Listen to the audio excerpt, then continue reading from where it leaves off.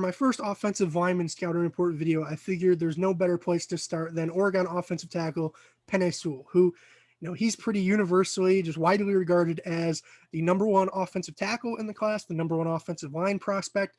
I've seen the number one overall non-quarterback in the class, and on other people's boards, I've just seen him as flat the number one overall player, just the best guy, right? So obviously, in particular, being an offensive lineman myself, I wanted to see just what all the excitement was surrounding Penei and did I agree or disagree with it. So hopping in, obviously, unlike previous videos with offensive linemen, we're not going to have the stats to discuss. So I just pulled the sort of top of their bio page from their team's website. But as you can see here, Oregon had him listed at 6'6", 325. At his pro day, he weighed in and measured at 6'4", and I believe 7/8 inches and weighed 331. So not a huge concern. Obviously, a little bit shorter, a little bit bigger is probably not the direction that you would have wanted him to go in. But either way, I don't think that you're crossing him off your board because of just about an inch and 6 pounds, right? Obviously, I don't think that makes that big of a deal. In terms of his pro day measurements, which were going to make a pretty big impact, in my opinion, considering he was an opt out. So obviously, the question of what direction did he trend, right? Did he use the last year to continue getting better, refine his skills, become an even better offensive tackle prospect than what we saw the last time he was on film in December of 2019?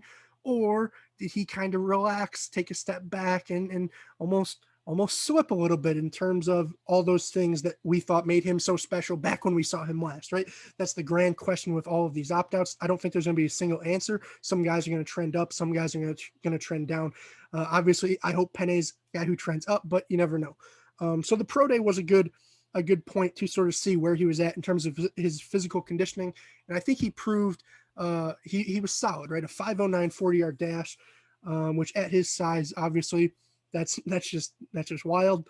30 reps on bench and some really solid jumps and three cones and whatnot there. So I think we all know by this point that he's just a physical freak, right?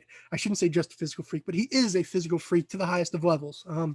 He's a guy that if athleticism is really all that mattered, he would be, and I think this is why people are calling him a generational tackle prospect. He has the tools, the athletic profile of a guy that could potentially develop into one of the best tackles in the league. The question is, was that supported, in my opinion, on film? And as you're going to see right away, I probably have Penei graded overall a little bit lower than most of you, or maybe everybody does. I felt like there were just some holes and technical issues and things that I hoped were more refined than they are, right? Obviously, most of these things that I'm going to knock him on, you can teach and you can correct, right? But it doesn't mean that he's automatically going to correct them and learn them, right? I mean, if I learned how to fly and shoot lasers from my eyes, I'd be Superman. But there's a very low probability of that happening, and I think that there's a chance that Sewell learns some of these upcoming issues, and I also think there's a chance that he doesn't, right? So I think that is sort of being accounted for in my grade, whereas a lot of people are just assuming, hey, he's going to solve all these issues and go forward. So with that being said, pass protection, I thought he was really, really solid in this area. I think that obviously the athleticism, we've talked about it, but I think that manifests a lot in his footwork in terms of the smoothness working from his kick slides to power steps and back and forth, right? I think that he's one of the smoothest guys that you've seen out there in recent years on the edge. And I think that in large part is the reason for a lot of his wins, right? I think that, a guy will start out trying to beat him to the outside. You're not really going to do that. And then with a bigger, slower guy, you can maybe beat him back across his face to the inside. That's not really the case with Sewell. He's going to slide those feet right back in and cut you off from going in the B gap as well. So really impressive there. From just a foot speed category, right? I think that when it comes to timing his punch and utilizing his length, I know his length was a little bit of a concern recently. At his pro day, I believe 33.25-inch arms, which for me, I'll be completely honest, that number is entirely irrelevant. I don't care about that number at all. I care about your understanding and usage of that length, right? You could have 87-inch arms, and if you don't punch until that defender's right here, it doesn't matter, right? So I think that a lot of people get confused when they're talking about length. They just don't really understand and know what they're talking about. They think, oh, just because he has 33 and a quarter inch arms, that is what it is. Well, no, it depends on when he's throwing his punch. And I think that that is something he most certainly can improve upon. I think too often he waits a little bit too long, and then you see guys get up into his chest, and once they're in your chest, they can kind of do whatever they want with you, right? When you're pass blocking, you want to keep guys out of your chest. When you're run blocking, you want to minimize that space. Well, I think Sewell's got to work on that. I think 33 and a quarter inch arms, that's fine, but you got to utilize them to their fullest degree. You have to time that punch well, keep them away from your body, and that's just an area I think he needs to improve. There, I think that otherwise, I think that sometimes his run blocking is questionable. I think that mobility, again, great in terms of his ability to climb and get to guys, pull and get to guys, great. I think that sometimes, though, in terms of just straight up drive block, down block, reach block, the base blocks at the line of scrimmage, I think that he leaves some to be desired. I think that, and this kind of ties into his balance grade, I think that a lot of times he has too much of a forward lean. You'd rather him be a knee bender than a waist bender, right? And I don't know if people probably heard that, but they don't really understand what it means. If you're a knee bender, obviously you have more of a solid base. If you're bending over at the waist, guys can easily dump you on your face. Not saying Sewell can't bend at the knees. Obviously he can if he's in the first round discussion, but I wish that it was just a little bit better. I think that too oftentimes you see him sort of lunging forward and getting taken off balance, and again having to clean dirt out of his face mask. In terms of, and that in large part is accounted for as well in the balance grade, I should say there. Hands, when he gets hands on you, he's good. And that's the thing. If he can time that punch better and sometimes place that punch a little bit better on the near point, I think that he's really solid, right? He's just got to work on refining that. That's something you can work on. Is it the easiest thing to refine? It can be, but not always, right? So I'm not going to say that he's automatically going to learn it when he hasn't showed it to this point. In terms of his power and strength, 30 reps at 225, that's great. I just wish that I'd see that manifest more in terms of reestablishing the line of scrimmage in the offense's favor, right? He's really good at being able to position block guys in terms of, hey, he has the footwork and the quickness to get in the right position, but then we got to see him, in my opinion at least, drive those guys off the ball and create that vertical or horizontal movement. Leaves a little bit to be desired in that area. And especially when we get to the NFL and guys are bigger, faster, stronger, is that going to be a potential question? I think it is right now. Again, something he could correct, but that's going to take a lot of work to get there. And I think that can be also explained a little bit in part to his leverage, right? It's significantly tougher to drive somebody when you're holding them from here versus when you're coming up and under and have good hand positioning and good angles in that regard. Next up then, in terms of his physicality and finishing, I just wish that we saw a little bit more meanness out of Sewell. Honestly, he'll have some really nice blocks on some linebackers and cornerbacks and unsuspecting DBs, but I wish just he would motor his guy until the whistle more often, right? There's a lot of plays where he just kind of lets up early, like he has this internal clock ticking in his head of, okay, the ball should be gone by now, the running back should be passed, let me let up on this. And that's just not really how I ever played personally, and that's not how I like to see other people play, because occasionally that'll cause you to get caught, right? That'll cause, hey, a play where, no, that QB hasn't released the ball. Now your guy just got a pressure. Now your guy just impacted that pass. No, that running back, he was supposed to go in one direction, but then he actually cut it back, came back your way, and you just let your guy go, and there's a tackle. Again, something you can fix. But it is a mentality thing, right? It's a this play's 5 seconds long. I'm going to block for 5 seconds, maybe even 6, or I'm going to go until the referee tells me to stop. I think Sewell goes a lot of times until he decides to stop, which I don't really like. In terms of IQ and awareness, 7.75 overall, kind of split that into 2 parts. I would say that's about 4.5 out of 5 in terms of awareness as a pass blocker, right? I think he does a great job identifying twist and knowing his responsibility in that regard, right? Okay, if there's an end on the line of scrimmage, he drops into pass coverage. What do you got to do? You got to slam down onto the 3 technique. Does a good job there. He knows if this guy's crashing, if this 5 tech is crashing to the B gap, then most likely means that either somebody's coming off the edge or that defense tackles are looping around. He does a great job of identifying that.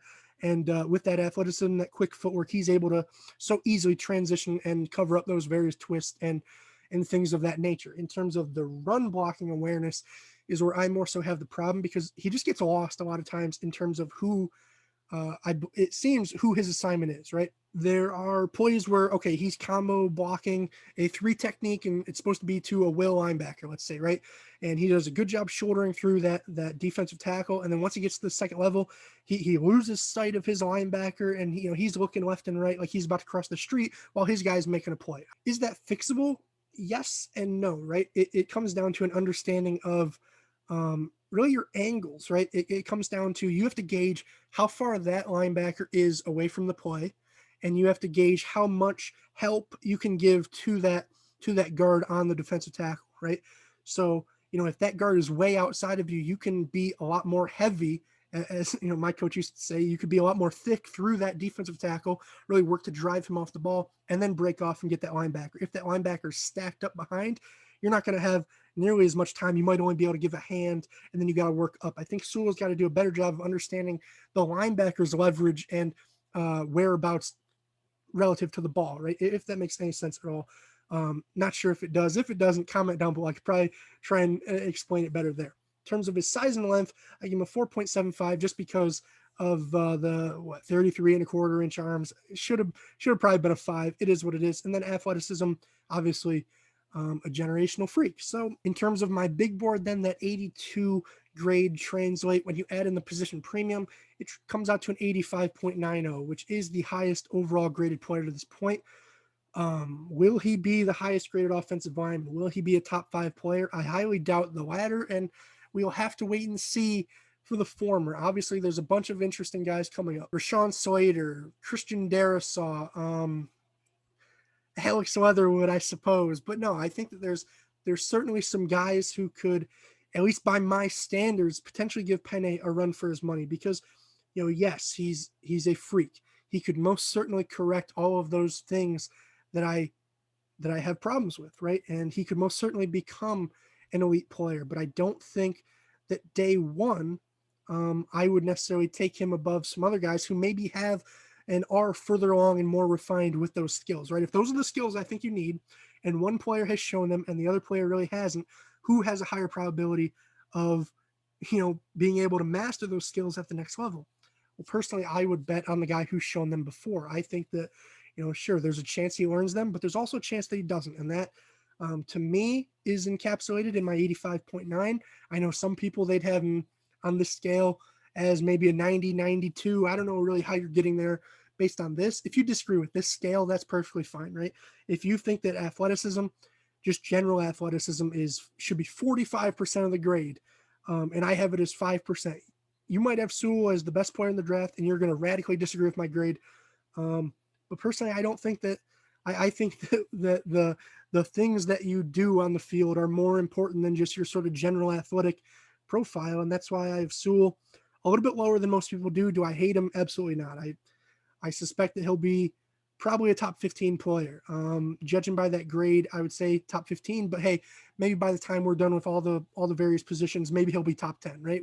Don't entirely know. He's an intriguing prospect. He has a lot of upside, perhaps the highest ceiling of anybody in the draft class. But similar to, say, the debate between Greg Rousseau and Azeez Ojulari, Rousseau has significantly more upside than Ojulari, but he is just significantly further along and more refined as a technical prospect, right? He understands the position and plays it better than Rousseau does. And I think that might be what we see with Sewell, right? And maybe it won't be, right? Maybe Slater will be worse, maybe Darrisaw will be worse, et cetera, et cetera. But I think that there are more refined tackle prospects, and I would take them ahead of Sewell just historically, right? I would have taken Jedrick Wills ahead of Penei Sewell, which obviously is a very unpopular opinion, but it's one that I possess, right? Because if I think that these are the things, if my lifetime of football experience has led me to the point that I believe these are the things you have to do to be good at the next level, and Jedrick has done them better than Sewell to this point, and he's further along in that development than Sewell to this point, then I would say there's a higher probability that Jedrick masters those skills and does them more consistently at the next level. That's why I think I would go with a guy like Wills. We'll have to see where I fall on a guy like Slater, Darrisaw, all those guys that I've mentioned already multiple times now. But it's an interesting question, right? Because obviously everybody seems to think Sewell's generational. I think his athleticism most definitely is. His potential, certainly maybe. But I think that with potential, there's potential that you don't reach that ceiling, right? That's the whole point of potential. You're potentially going to get there. You're potentially not. And I think that a lot of people are just sort of turning a blind eye to the fact that he could potentially not fulfill all those various weaknesses and, you know, account for them at the next level. So that's why 85.9, I don't hate him again by any means. I think he's really freaking good. I think that there's a lot of room for him to get even freaking better. So, but with that being said, I think that's all I got for you guys today. If you enjoyed the video, hit the thumbs up button. And if you didn't, and I totally understand why you might not, if you think he's the top 5 player in the class, maybe hit the dislike button if you'd like to. That's up to you. But comment down below why.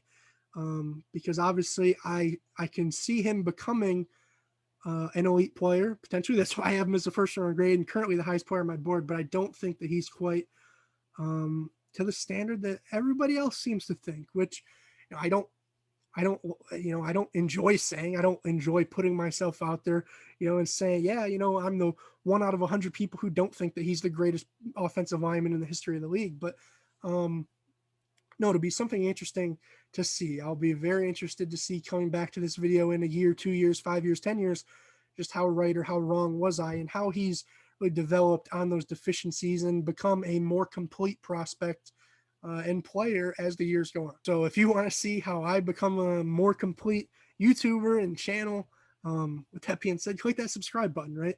Tons more videos on the way. Gonna hit some other tackle prospects here soon. Hopefully you guys will enjoy those videos. Hopefully you've enjoyed them to this point. Obviously, 30 videos in the last couple weeks has been it's been a challenge, but I think it's been fun, and hopefully you guys are enjoying it as well. So with that being said, I'm mic'd up. Now I'm mic'ing out. Peace, guys.